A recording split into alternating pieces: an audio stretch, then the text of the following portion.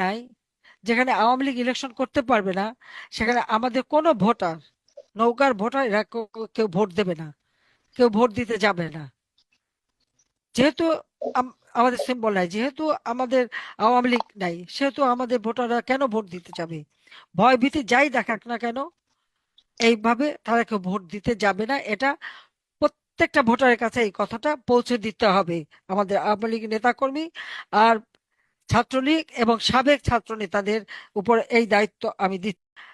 যে ব্যালটে নৌকা নাই, যেখানে আওয়ামী লীগ ইলেকশন করতে পারবে না, সেখানে আমাদের কোনো ভোটার, নৌকার ভোটার, এরা কেউ ভোট দেবে না, কেউ ভোট দিতে যাবে না। যেহেতু আমাদের সিম্বল নাই, যেহেতু আমাদের আওয়ামী লীগ নাই, সেহেতু আমাদের ভোটাররা কেন ভোট দিতে যাবে?